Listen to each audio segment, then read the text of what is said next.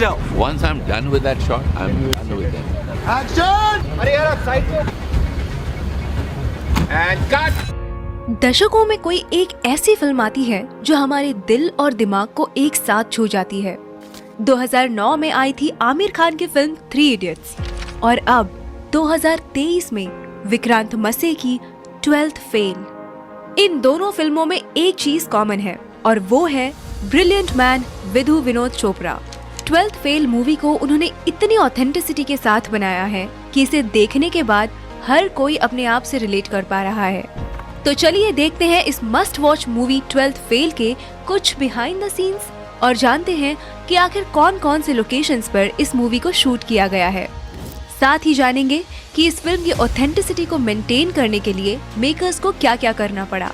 तो स्वागत है आपका आपके अपने चैनल अनिकेत निगम क्रिएशंस पर। जैसा कि हम सब जानते हैं कि 12th फेल एक रियल लाइफ स्टोरी है जो कि बेस्ड है मनोज कुमार शर्मा पर, जिन्होंने अत्यधिक गरीब परिस्थितियों के बावजूद one of the most difficult exam crack किया और IPS ऑफिसर बने। इस मूवी की स्टोरी राइटर्स ने अनुराग पाठक जी की लिखी हुई बुक 12th फेल से ली है। Transformation of Vikrant into Manoj. Vikrant मसे ने जिस परफेक्शन के साथ मनोज कुमार शर्मा के इस कैरेक्टर को प्ले किया है वो शायद ही कोई और कर पाता। उस रोल के लिए उन्हें काफी मेहनत करनी पड़ी। एक्चुअल शूट शुरू होने से पहले ही डायरेक्टर विधु चोपड़ा विक्रांत मसे और मूवी के कुछ क्रू मेंबर्स के साथ इस गांव में आए थे। ये मध्य प्रदेश का रेहा विलेज है जो कि चंबल एरिया के पास है और यहीं पर इस मूवी के सारे गांव वाले सीन्स शूट हुए थे। मनोज का ये गांव वाला लुक जो हमें इतना परफेक्ट दिखता है, आपको ये जानकर हैरानी होगी कि इसके लिए विक्रांत ने किसी भी तरह का मेकअप नहीं किया था। वो हर रोज घंटों सिर्फ बनियान पहनकर धूप में बैठा करते थे और इसी तरीके से उन्होंने नेचुरली खुद को टैन कर लिया था just to achieve that perfect look. अरे क्या बात है? Morning sir. लेकिन ज्यादा धूप की वजह से उनकी स्किन इतनी ज्यादा टैन हो गई थी कि वो जली हुई लग रही थी और ये कुछ सीन्स में एविडेंट भी है। फॉर एग्जाम्पल ये वाला सीन जहाँ मनोज की दादी अपनी जमा पूंजी उसे सौंपती है ये कहकर खर्चे की चिंता मत करियो, अब बड़ा पुलिस अफसर बनकर ही लौटियो। एंड देन ये वाला सीन मेंस एग्जाम में फेल होने के बाद जब मनोज श्रद्धा के घर मसूरी जाते हैं, उस सीन में भी उनकी बर्न स्किन हमें क्लियरली दिखती है। इसे वो लोग मेकअप से कवर डेफिनेटली कर सकते थे, लेकिन विक्रांत ने कहा कि इसे एज इट इज रहने देते हैं क्योंकि उस सीन में मनोज लो और अंडर कॉन्फिडेंट फील कर रहे थे because of his failure in the exam और विक्रांत भी उस वक्त बर्न स्किन की वजह से कुछ वैसा ही फील कर रहे थे। इस तरह वो अपनी परफॉर्मेंस को और एनहांस कर पा रहे थे। बाय द वे, अगर मेकर्स चाहते तो पोस्ट प्रोडक्शन यानी कि एडिटिंग के वक्त भी स्किन को क्लियर और लाइटन कर सकते थे, but they had decided to keep it natural. Madhya Pradesh के उस रेहा गांव में शूट हुए सीन्स के ये रहे कुछ बिहाइंड द सीन्स क्लिप जिसमें 12वीं क्लास में पास होने के लिए मनोज पर्चियां बना रहा होता है। देखिए DOP ने कैसे उसे अपर एंगल से शूट किया था और तब इतना भारी वजन का कैमरा उन्होंने अपनी कमर से बांधा हुआ था। Making of cheating scene. ये जो चीटिंग वाला सीन है इसे शूट करते वक्त डायरेक्टर विधु विनोद चोपड़ा जी को काफी तकलीफ हुई थी क्योंकि इस लोकेशन के साथ साथ हमें इसमें दिख रहे सभी स्टूडेंट्स रियल हैं। जूनियर आर्टिस्ट को पता होता है कि शूटिंग के टाइम कैसे बिहेव करना है और भीड़ वाले सीन्स में उनकी नजर कैमरे की तरफ होनी चाहिए कि नहीं, लेकिन इन स्टूडेंट्स को बार बार बताने के बावजूद भी वो वही गलती दोहरा रहे थे और फाइनली जैसे तैसे उन्हें कसम देकर डायरेक्टर साहब ने उनसे ये एग्जाम वाला सीन शूट करवाया था। कैमरे में नहीं देखो। And cut, one more. कलाकारी दिखा रहा है लेकिन कैमरे में मत देखो। कैमरे में कट। सारे लोग बोलो कसम खाओ पहले सब लोग। ऐसा हाथ रख के कैसे कसम खाते हो तुम? इधर रख के बोलो मैं कसम खाता हूँ कि मैं कैमरे में नहीं देखूंगा। बिल्कुल बिल्कुल। चलो action and cut. I think we got it. Playback. सब लोग बहुत अच्छा कर रहे हैं, बहुत अच्छा हंसे तुम लोग। Excellent, thank you, very good job.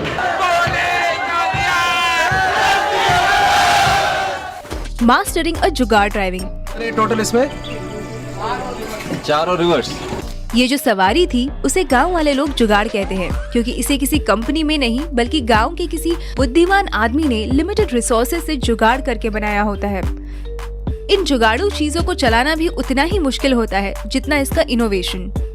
घर के खर्चे निकालने के लिए मनोज और उसका भाई इस जुगाड़ को चलाते हैं। इन कुछ सीन्स के लिए मनोज के भाई का रोल प्ले कर रहे एक्टर राहुल कुमार ने स्पेसिफिकली ये जुगाड़ चलाना सीखा था और तब जाके इसके कुछ सीन्स उसी एमपी के गांव रेहा में शूट किए थे। पहले दिन तो मुझे बहुत तंग किया इस अफलातून ने, लेकिन हाँ धीरे धीरे पकड़ में आई। You know, I was using a sunscreen and a moisturizer. जब मनोज अपने नए नवेले दोस्त पांडे के साथ आईपीएस बनने दिल्ली आता है, तब वो वहाँ लगे हुए सब कोचिंग के एडवर्टाइजमेंट्स वाले ढेर सारे बैनर्स और पोस्टर्स देखता है।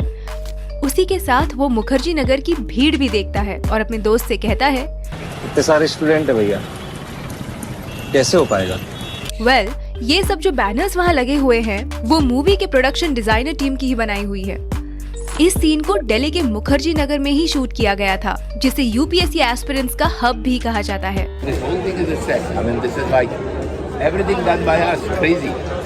Number 5, making it rain on a sunny day.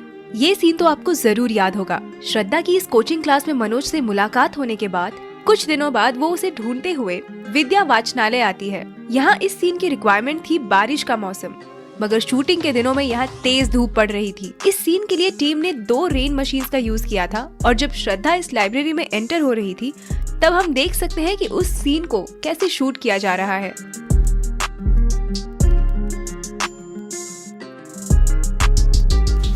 Number 6, Medha sang a song in reality। इस ट्रूथ एंड डेयर सीन में जब श्रद्धा पर गाना गाने का डेयर आता है, आपको ये जानकर हैरानी होगी कि ये आवाज न श्रेया घोषाल की है न किसी और प्लेबैक सिंगर की, बल्कि इसे खुद मल्टी टैलेंटेड एक्ट्रेस मेधा शंकर ने ही गाया है, और वो भी ऑन लाइव लोकेशन। इससे हम समझ सकते हैं कि ये मूवी कितनी ऑथेंटिसिटी के साथ बनाई गई है। जब कास्ट एंड क्रू में से कोई अच्छा काम करता था तो डायरेक्टर विधु उसे 20 रुपए एज अ रिवॉर्ड देते थे, as a mark of good job that somebody had done. जब इस पर्टिकुलर सीन का शूट खत्म हुआ तो विधु जी ने मेधा को 100 रुपए दिए थे, which was 5 times of his regular reward. Indeed, it was worth it. क्योंकि सच में यहाँ पे मेधा जी की परफॉर्मेंस हार्ट स्टीलिंग थी। 100 rupees. When I give 100 rupees, you know how nice it is. ये सीन दिल्ली के दिल्ली हाट इस रियल लोकेशन पर शूट हुआ था। इस सीन को अगर आपने गौर से देखा हो तो आपको रियल कपल मनोज कुमार शर्मा और श्रद्धा जोशी भी यहाँ पीछे बैठे हुए दिखाई देंगे। इन दोनों को बैकग्राउंड में आउट ऑफ फोकस ही क्यों ना हो, लेकिन इस मूवी का हिस्सा बनाना था और ये आइडिया डायरेक्टर विधु जी का ही था। इस सॉन्ग को फिर बाद में मेधा जी की आवाज में एज अ फिल्म वर्जन भी रिकॉर्ड किया गया था। Number 7, Rajneesh transformation. फिल्म के सभी कैरेक्टर्स की स्क्रिप्ट के अकॉर्डिंग एजिंग की जा रही थी और उनके लुक चेंज किए जा रहे थे, लेकिन जब मनोज की छोटी बहन रजनी की बात आई तो उसे छोटा बड़ा कैसे दिखाया जाए, ये चैलेंज मेकर्स के सामने था। इसकी तो कोई छोटी बहन भी नहीं थी जिसे वो छोटी रजनी दिखाते, लेकिन हाँ इसका एक छोटा भाई जरूर था, तो उन्होंने उस पर ये एक्सपेरिमेंट किया और उस लड़के को ही छोटी रजनी बनाकर शूट किया। और क्योंकि वो दोनों भाई बहन थे, उनके फेस कट्स अच्छे से मैच हो रहे थे और कुछ इस तरह उन्होंने रजनी के कैरेक्टर में ऑथेंटिसिटी मेंटेन की थी। Number 8, special appearance of doctor Vikas Divyakirti. हम सब इससे वाकिफ हैं कि 12th फेल में दृष्टि IAS के founder and coach Vikas sir का स्पेशल अपीयरेंस है। डायरेक्टर ने एक्शन बोलते ही विकास सर की क्लासरूम में एंट्री हो जाती है। सर आगे जाकर स्टूडेंट्स को सिविल सर्वेंट का महत्व समझाते हैं। And action! आइए Vikas sir, very good, walk fast.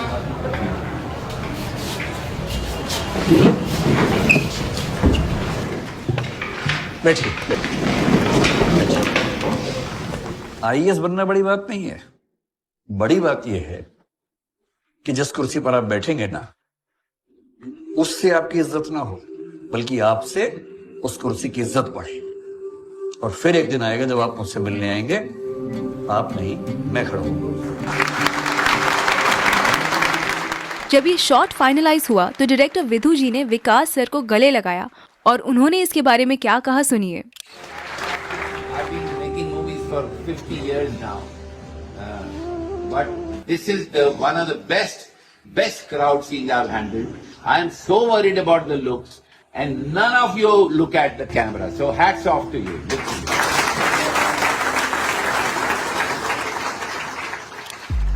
In 2023, if you are not using AI for your आपकी जानकारी के लिए बता दें कि इस मूवी के कुछ सीन्स और डायलॉग्स विकास सर ने खुद ही लिखे हैं, खास करके ये लास्ट वाला इंटरव्यू वाला सीन।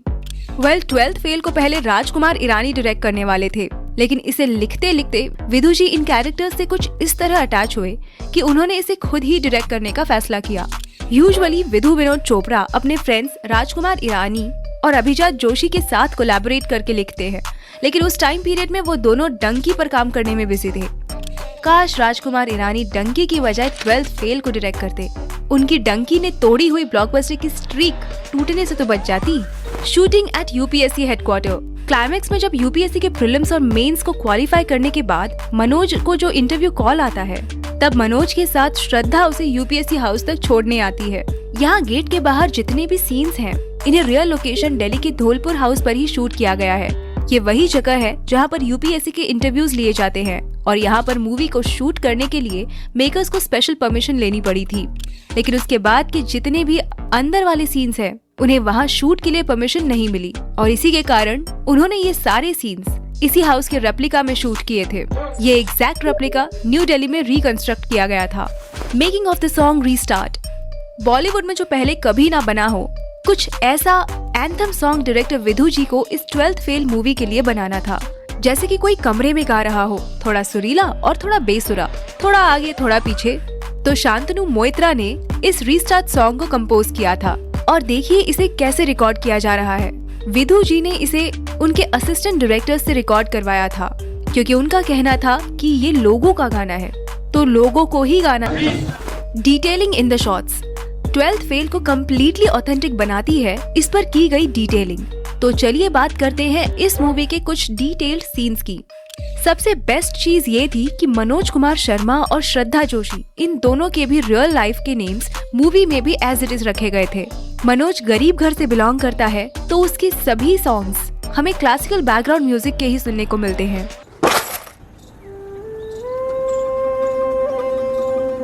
तो पैसा और श्रद्धा के सोलो सॉन्ग्स पर मॉडर्न म्यूजिक का लहजा है। तुम नजर से बोलो ना। लेकिन जब वो दोनों साथ में आ जाते हैं, तब इन दोनों क्लासिकल और मॉडर्न म्यूजिक को ब्यूटीफुली कंबाइन करके प्रेजेंट किया गया है। अब जाओ, पलट दो दुनिया। Will you marry me, Manoj? Shraddha deputy collector बनने के बाद जब मनोज के इंटरव्यू के दिन दिल्ली आती है, जिस व्हाइट एम्बेसडर कार में वो दोनों यूपीएससी के लिए ट्रैवल करते हैं, उस कार के नंबर प्लेट की शुरुआत यूए यानी कि तब के उत्तरांचल और आज के उत्तराखंड को रिप्रेजेंट करती है। 12th फेल के ऑलमोस्ट सभी सीन्स रियल लोकेशन पर ही शूट हुए हैं। हालांकि गांव वाले सभी सीन्स को डायरेक्टर और team easily Mumbai film city में शूट कर सकते थे, but they decided to shoot it in the real village of Reha, just to be a lot more authentic. ये पहली ऐसी फिल्म है जो रियल मुखर्जी नगर और राजेंद्र नगर में शूट हुई है, और वो भी रियल यूपीएससी स्टूडेंट्स के बीच। मुखर्जी नगर में हर हिंदी मीडियम का वो बच्चा था जो अपने गांव में ये बोल के आया था कि मुझे कुछ करके दिखाना है। उसमें भी एक इस मूवी का हर एक सीन डिटेल है, जिन्हें डायरेक्टर और उनकी टीम ने काफी मेहनत और ध्यान से बनाया है।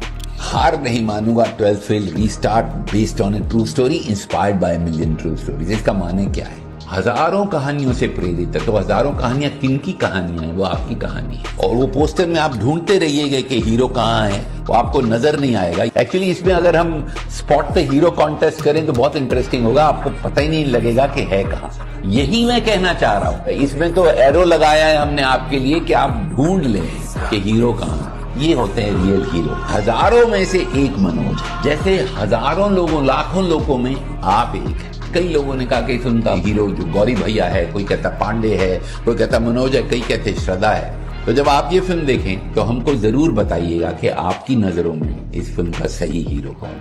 मैं भी हो सकता हूँ, अगर आपको लगता है मैं हूँ तो वो भी बता दीजिए। 12th फेल 27 अक्टूबर 2023 को थिएटर्स में रिलीज हुई थी।